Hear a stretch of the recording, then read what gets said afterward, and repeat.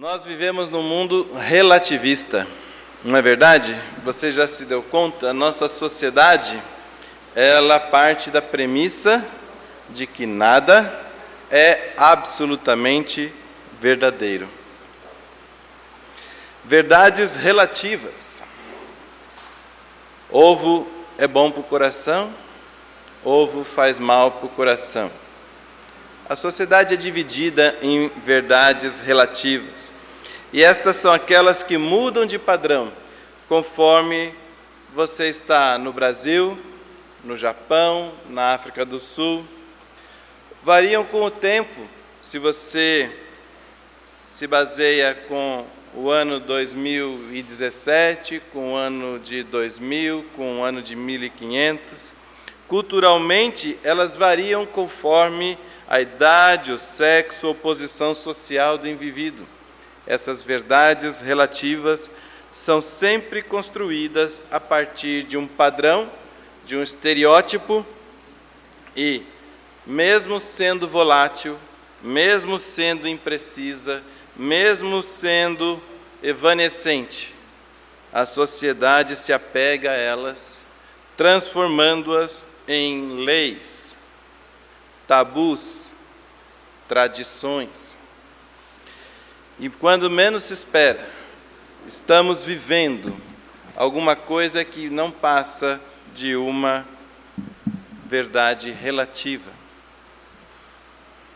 Mas o mundo também se dobra diante de verdades absolutas. Elas existem. O mundo reconhece algumas delas. Quer exemplos? Na matemática, 2 mais 2 é igual a 4. Aqui no Brasil, no Japão, na África do Sul. Nos dias de hoje, nos dias de ontem, e será assim no futuro.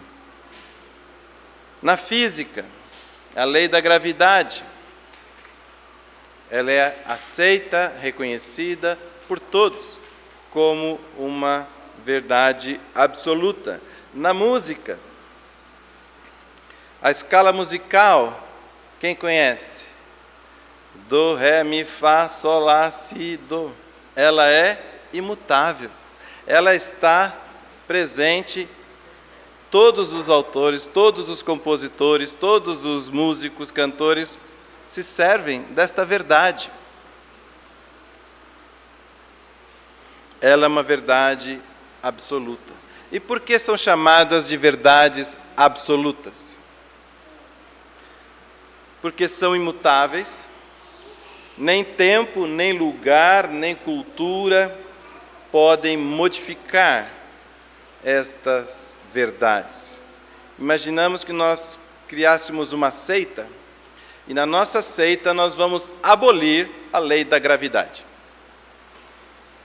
Para nós, ela não existe mais. Então, qualquer um de nós pode pular de um prédio de 20 andares, porque na nossa seita a lei da gravidade não é aceita. As verdades não dependem da vontade do homem. As verdades absolutas, elas obedecem um padrão superior. Superior, obrigado, à vontade humana. Elas existem. E elas já estavam lá, mesmo antes do homem descobrir. Hoje admitimos como verdade absoluta que a Terra é redonda. Mas houve uma época em que isso não era aceito. Acreditava-se que a Terra era plana e que no fim do mundo havia um grande abismo.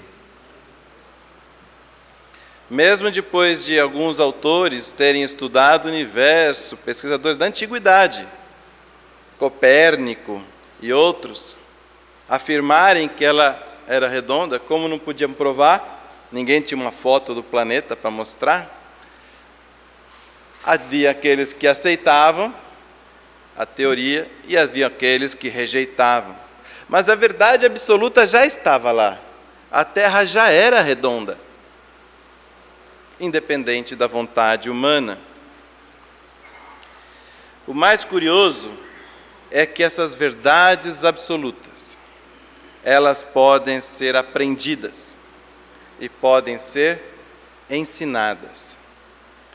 Essas verdades absolutas podem ser ignoradas ou podem ser descobertas. E o que eu mais gosto é que as verdades absolutas são extremamente confiáveis. Nós podemos confiar nessas verdades absolutas. Tanto que aviões voam baseados em verdades absolutas. O homem conseguiu ir até a Lua, colocar os pezinhos lá, baseado em verdades absolutas, como a matemática, a física.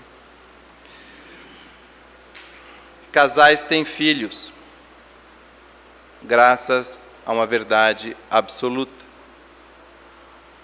O sol se põe todos os dias, graças a uma verdade absoluta. E eu posso confiar e fazer planos. Posso convidar minha esposa, vamos até a beira do rio, vamos assistir o pôr do sol de lá. Eu faço planos baseados nas verdades, porque elas são confiáveis. Eu subo a bordo do avião porque eu confio em verdades absolutas. E enquanto que verdades relativas, em sua grande maioria, se não na sua totalidade, geram divisão, geram facção, verdades absolutas geram união. Quer um exemplo? O Palmeiras não tem mundial. Essa é uma verdade relativa. Alguns admitem, outros não. Uns concordam, outros discordam. E aí o que acontece? Divisão. O Corinthians ficou campeão graças aos juízes do Brasileirão, que roubaram durante todo o campeonato em favor do Timão. Outra verdade relativa, absoluta, relativa, absoluta, vai dividir. Mas a verdade absoluta gera união. Na vida cristã, o que eu mais observo são inúmeros líderes espirituais desperdiçando tempo e energia em debates frívolos sobre verdades relativas, como evolução e criação, aborto e homossexualismo, assuntos filosóficos, passagens bíblicas de difícil interpretação, controvertidas e etc, e etc, e etc. Gastam tempo, gastam energia deles e dos fiéis, tentando debater assuntos tão insignificantes. Não bastasse os líderes inúmeros cristãos se segregam, se isolam, se separam, formando verdadeiras tribos, com uma placa na entrada, com um crachá no peito e eu sou cristão A, eu sou cristão B, eu sou da igreja A, ou da tribo cristã A, melhor falando, ou eu sou da tribo B. Por quê? Pode escrever, sempre, sem exceção, por causa das verdades relativas. São divididos por causa dessas verdades relativas, ou doutrinas secundárias, como você queira chamar. O que deveria estar ocupando a mente e os corações dos irmãos que estão distraídos aí pelos ventos doutrinários? O quê? A verdade absoluta, é claro. É isso que devia estar ocupando mente e coração de todos os cristãos.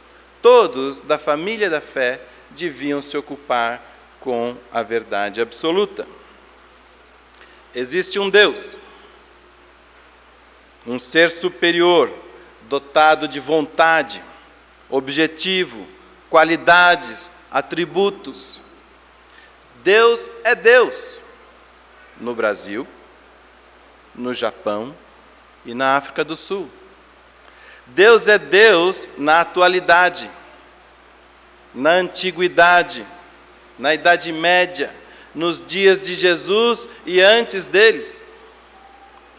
Deus é Deus para jovens, adultos, crianças, mulheres, homens, ricos, pobres, cultos, incultos.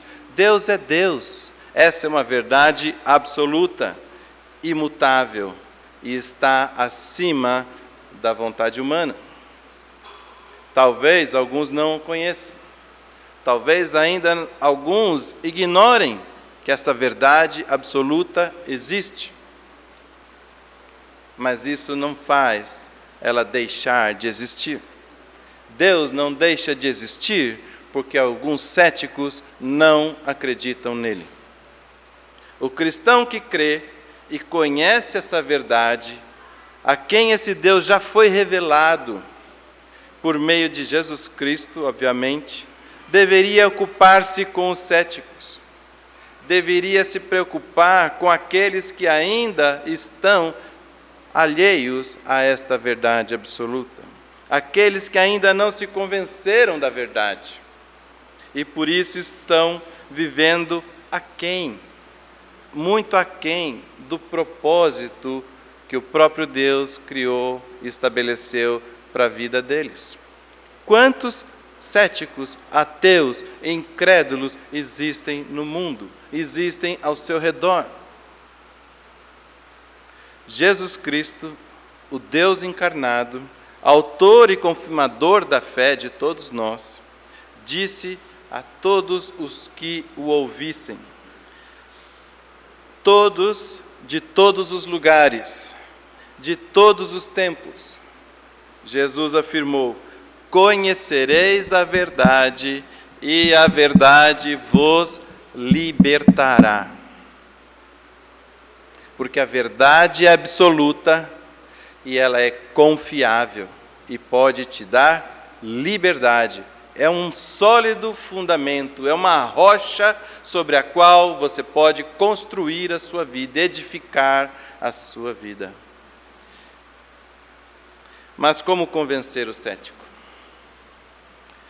A Bíblia é verdade? A Bíblia é inspirada por Deus? Sim, claro que é. Nós cremos nisso. Mas o cético não. O ateu não. E como vamos convencer alguém de que a Bíblia é verdade, que ela procede de Deus, se a única maneira de provar isso é abrindo e mostrando lá dentro que lá está escrito que ela procede de Deus? Isso é um círculo vicioso. Eu digo que ela é inspirada por Deus porque ela diz que ela é inspirada por Deus. Mas se eu não creio nela, como vou crer nisso? Como sair desse raciocínio circular? Então eu vou dizer para você. Se todo líder cristão, se todo cristão pudesse apenas ajudar as pessoas a concentrarem seus esforços na resposta a uma só pergunta: quem é Jesus? Se cada um de nós nos ocupássemos de compartilhar com cada cético, com cada ateu, com cada incrédulo, com cada um que estiver vivendo a sua dúvida, e ajudá-lo a responder quem é Jesus.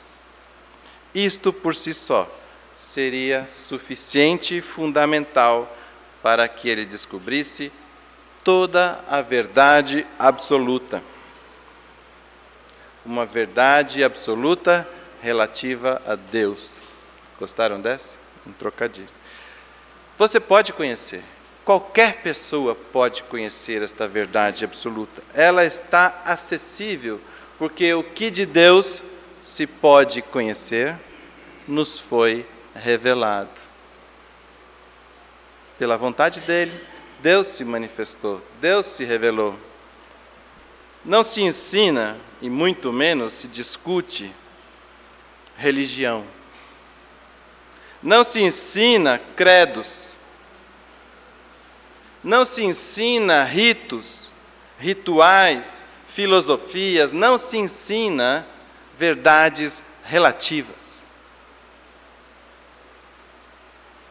A partir do momento em que alguém passa a conhecer a verdade de Deus, revelada em Jesus, sua trajetória por si só trará respostas para todas essas perguntas ao longo do tempo, conforme Deus julgar oportuno. Cada um de nós, ao longo da nossa trajetória cristã, tem conseguido responder questões relacionadas a todas essas doutrinas secundárias. E isso chama-se crescimento espiritual. Ao longo da nossa vida, da nossa jornada, Deus vai nos respondendo aqueles anseios no coração. Mas a verdade absoluta já foi conhecida. A verdade libertou da ignorância. Eu vou sugerir 3 ou 4 caminhos para que nós pudéssemos chegar de verdade, de fato, a descobrir ou ajudar pessoas a descobrirem quem é Jesus. Se as pessoas não acreditam que a Bíblia é a palavra de Deus, porque é dito por aí que ela sofreu modificações ao longo dos anos, coisas foram acrescentadas, coisas foram tiradas, e homens foram, conforme a sua vontade, colocando coisas e tirando coisas daqui de dentro. Não sabem que ela é a mesma desde sempre, que ela está preservada e intacta há 2000 anos, e por isso não pode haver mudança, nem sombra de variação. Por isso está advertido nas páginas que ninguém lhe acrescente nada, nem lhe tire nada, porque ela é a palavra de Deus. Mas como muitos duvidam que ela seja, o primeiro passo é estudando as profecias. Para que alguém possa crer que isto aqui é a palavra de Deus. Por exemplo, sobre Jesus, que é o que ela mais fala, tanto no Velho quanto no Novo Testamento. Existem profecias de 1500, 1000, 900, 700, 630, 430 anos antes de Jesus vir ao mundo, falando sobre Jesus, dizendo que ele viria, sobre o local do seu nascimento, sobre a origem do seu nascimento, sobre a virgem que daria luz, sobre os pastores, sobre o censo, sobre a sua morte. 25 profecias falando só sobre como seria a morte de Jesus. No Velho Testamento, pessoas que jamais conheceram Jesus. Quando Jesus veio, elas estavam mais do que acabadas, mortas e deterioradas. Mas os seus escritos permaneceram. E nós podemos olhar os escritos antigos, as profecias antigas do Velho Testamento, mais de 1000 anos antes de Cristo, e ver como que alguém escreveu dizendo que ele seria crucificado, que os soldados deitariam sorte sobre suas vestes, que lhe dariam o esopo bebido em vinagre para lhe beber, que ele seria sepultado na cova dos ricos. Como saber? Mais de 25 profecias só sobre a morte de Cristo. São mais de 300 profecias no Velho Testamento sobre Jesus. É um bom começo, não é? Para as pessoas começarem a acreditar que a Bíblia é a palavra inspirada de Deus. Um outro fato, um outro artifício que a gente pode usar para conversar com os incrédulos é: me explique os mártires. O primeiro mártir da Bíblia qual foi? Do cristianismo, vocês lembram? Estevão. Foi apedrejado até a morte. Me diga, por que um judeu que sabia ler e escrever, que tinha posses, tinha condições, por que ele aceitaria morrer apedrejado até a morte pelo nome de Jesus Cristo, afirmando que Jesus é o Filho de Deus? Por que alguém em sã consciência faria isso, se não fosse verdade? Se ele não tivesse visto Cristo com os olhos? Por que ressurreto? Por que os apóstolos? Por que os cristãos do início do século, do primeiro século, eram amarrados a máquinas e eram esticados até rasgar no meio? Eram jogados em vales com feras para serem devorados. Eram queimados vivos. Eram traspassados de baixo para cima até a morte. O único requisito era: negue que você crê em Jesus e você viverá. E mesmo assim, diante de tal ameaça, eles não voltaram atrás. Como você explica os mártires darem sua vida em favor de uma fé? Não foram 1, 2, 3, 12, 10, 50, 100, foram milhares de mártires.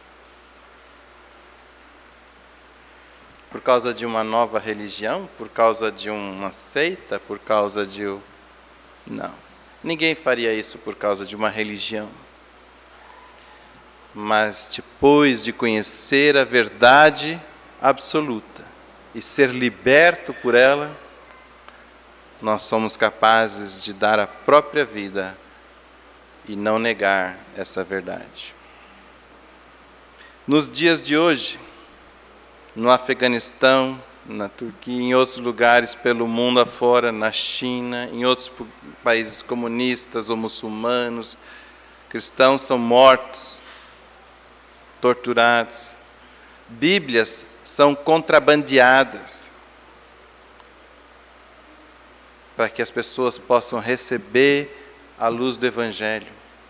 Pessoas arriscam a própria vida nos dias de hoje para que outros possam conhecer a mesma verdade. Como você me explica isso? A ressurreição de Jesus. O túmulo vazio. Soldados foram acampados em volta do túmulo, instruídos por oficiais romanos para que não se roubasse o corpo. Porque se roubassem o corpo, iam vir com umas historinhas e não sei o que e tudo mais, ia ser aquele escândalo. Mas o corpo sumiu. O túmulo estava vazio. Vamos dizer que ludibriaram, doparam os soldados e eles... Tá. Mas Jesus reapareceu vivo para os discípulos, para as mulheres, para Maria Madalena, para Pedro, para 2 discípulos na estrada de Emaús, para os 11, depois para os 12, Tomé pôde pôr as mãos na sua ferida, para mais de 500 de uma só vez, para Tiago, seu irmão, que era incrédulo. Jesus apareceu vivo, comeu com eles, bebeu com eles, pregou para eles, ensinou coisas referentes ao reino de Deus e à vida eterna. Não é só a aparição, não é só o túmulo vazio, é tudo isso junto. E você começa a ver que é muito difícil você fechar os olhos para uma verdade tão poderosa. Vários autores escreveram sobre isso, cada um pelo seu ponto de vista, cada um narrando a mesma história, de acordo com a sua ótica, o seu relato pessoal de como foi essa experiência da ressurreição de Jesus. Céticos daquela época se converteram ao cristianismo, a Jesus Cristo. Já citei Tiago, o irmão de Jesus. Tiago era o número 2 de Maria e José. Provavelmente quem assumiu a carpintaria quando Jesus saiu e foi para o ministério. E teve que sustentar, já que o pai não existia mais. José provavelmente já estava morto, porque a Bíblia para de mencionar ele de um determinado momento da história. E ele não acreditava em Jesus. E quando Jesus aparece para ele depois, e conversa com ele, e fala: irmão, eu estou vivo, eu sou o Filho de Deus, e você precisa ser salvo, você precisa crer para ter a vida eterna. E ele se converteu. Saulo de Tarso, o maior opositor da igreja, na época da perseguição judaica, com cartas dos líderes para prender, para matar, para expropriar os bens dos cristãos, teve um encontro com Jesus na estrada para Damasco. E Jesus pergunta para ele: Saulo, por que você me persegue? Por que você simplesmente não crê em mim? E Saulo se converteu e se tornou um instrumento-chave, uma peça-chave na proclamação do reino, na evangelização de tantos outros que não conheciam esta verdade absoluta: Jesus Cristo, Filho de Deus. Judeus ortodoxos daquela época, imagine judeus ortodoxos vivendo no judaísmo em Jerusalém, abrindo mão de tudo, de frequentar a sinagoga, de participar das festas judaicas, de viver a sua civilidade como cidadão judeu, ter que viver meio que no obscurantismo, meio disfarçado, meio escondido. Por quê? Porque conheceram a verdade. Foram convencidos de que Jesus é o Filho de Deus. E trocaram o sábado pelo domingo. Estamos hoje reunidos num domingo, é o dia que os cristãos adoram a Deus. Então nós nos voltamos a esta pergunta: quem é Jesus? João Batista era profeta e já pregava muito antes de Jesus começar o seu ministério. Mais ou menos uns 5 anos, e ele tinha muitos discípulos. João Batista ficava ali no deserto, próximo às margens do Rio Jordão, e ele pregava, e ele dizia: eu batizo com água, mas no meio de vós está aquele que é maior do que eu. Eu não sou digno de desatar-lhe as correias das sandálias. Quando Jesus apareceu ali por perto, ele apontou e disse: eis o Cordeiro de Deus que tira o pecado do mundo. E ele disse: eu de fato testifico, ele é o Filho de Deus. Esta foi a mensagem de João Batista, depois de ter arrebanhado uma quantidade enorme de discípulos. E sabe o que ele disse no final? Convém que ele cresça e que eu diminua. Você abriria mão do seu ministério assim, em favor de outro? Com tanta certeza, com tanta naturalidade, com tanta humildade? João Batista abriu mão do seu ministério. Quem é esse que foi lá no Velho Testamento, como nós vimos de manhã na aula, e pinçou 2 leis, de um emaranhado enorme de leis que existia, uma bagunça. Sabe aquele quarto da bagunça, quarto dos despejos, que você nem sabe o que tem, o sótão da sua casa, o porão? Jesus foi lá no Velho Testamento com uma pinça e tirou: amarás o teu Deus de todo o teu coração, toda a tua alma e todo entendimento. E puxou: e amarás o teu próximo como a ti mesmo. Juntou isso e fez: esta é a lei. Aqui nesta lei estão todos os profetas, todo o Velho Testamento, tudo que já foi feito. Essa é a mente, a vontade de Deus. Esta é a verdade absoluta. Deus é amor. E saberão todos que sois meus discípulos, se tiveres amor uns pelos outros. Nós cantamos hoje cedo isso. Quem é Jesus? Abram sua Bíblia em Filipenses capítulo 2. Eu acredito que a melhor resposta para essa pergunta ainda hoje está lá no livro de Filipenses, capítulo 2, versículo 6. Paulo, escrevendo aos Filipenses, declara: Jesus Cristo, versículo 6, subsistindo em forma de Deus, não julgou como usurpação o ser igual a Deus.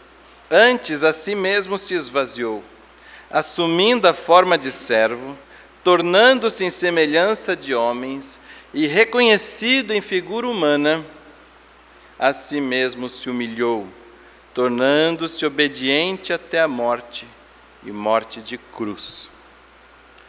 Pelo que também Deus o exaltou sobremaneira, e lhe deu o nome que está acima de todo nome, para que ao nome de Jesus se dobre todo o joelho nos céus, na terra e debaixo da terra, e toda língua confesse que Jesus Cristo é Senhor, para a glória de Deus Pai. Amém? Que nós possamos viver essa verdade e ajudar aqueles que ainda não conhecem a descobri-la. Amém? Deus abençoe cada um de vocês.